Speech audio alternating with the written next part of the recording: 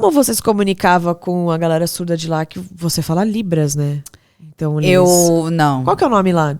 ASL. ASL? American Sign Language. Muito pouco. Eu precisava de alguém junto comigo. Como eu fazia uma aula de estudos, introdução dos estudos da pessoa surda norte-americana. Por quê? Porque os movimentos políticos em torno da acessibilidade da pessoa com deficiência nos Estados Unidos seguiram um caminho e no Brasil seguiram outro. A legislação foi apoiando em tempos diferentes. O movimento nos Estados Unidos influenciou muito o movimento no Brasil, porque veio antes. Foi a partir de tudo de luta que rolou lá, que o Brasil e outros países começaram a se mover e se mexer nisso, né? Então, essa disciplina era muito assim, American Studies, sabe? Deaf American. Bem esse lugar, contando essa história. Porque a cultura surda, ela tá muito ligada ao local. Cultura tá muito ligada ao local, né? Se a gente for falar de uma pessoa surda que mora aqui em São Paulo, por mais que muito ligada ao local, ela não vai ter a mesma cultura que a minha. Não, ela vai ter cultura diferente que a minha, né? Mas eu não posso falar que uma surda brasileira tem a mesma cultura que uma surda norte-americana. Porque também não vai ser. Então, a língua de sinais, ela pega muitas características locais, regionais, né, do contexto. Então, eu fazendo essa aula, a professora era surda. Então, essa aula era ministrada em ASL, com intérpretes em inglês. Então ela era dava o contrário, aula, né? Em ASL. Então, e a pessoa ia lá e a pessoa do lado dela, ou na frente dela, nessa aula tinham sempre 3 intérpretes. Nossa. Para 40 alunos. Porque era um intérprete que interpretava só a professora.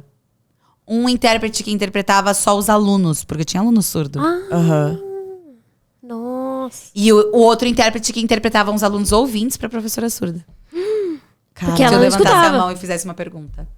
Mas aí, por Nossa, exemplo, faz sentido ela... total. Enquanto a professora tá falando ali... Como é que é? Falando? Falando. Falando, o intérprete, ele tá falando junto, conforme Junto. ela vai falando? Junto. Caraca. Porque ela tá falando uma linguagem visuoespacial. Não uma linguagem oral. Então, é como se os nossos ouvidos não estivessem ocupados nesse momento, sabe assim? Tipo, então, você consegue ouvir enquanto você olha. Então, era muito doido, porque era ela sinalizando o PowerPoint em inglês. Vixe. E o intérprete. 50 línguas ao mesmo tempo ali. Era a aula que eu comprava energético antes de ir. E era logo depois da aula de dança. Eu tava tipo... Cansadaça. Exato. E aí eu saía, passava no mercadinho lá, que a gente chamava mercado. Comprava o energético e ia pra aquela aula. E era tipo... Meu caderno era uma loucura de anotação. Inglês, sinal, português, tentando entender.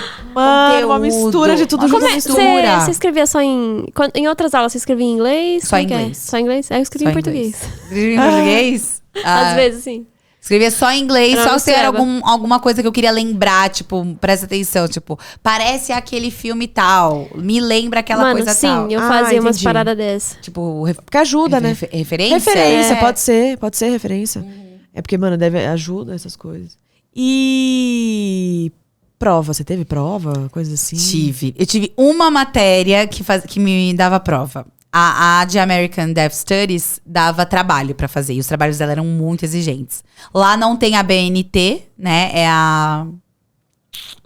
É um outro tipo de formatação. Eu não lembro É qual tipo que é o nome. a NBT. É tipo a BNT, só que a BNT é a Associação É Brasileira de brasileira. Normas Técnicas. É. Então era uma americana.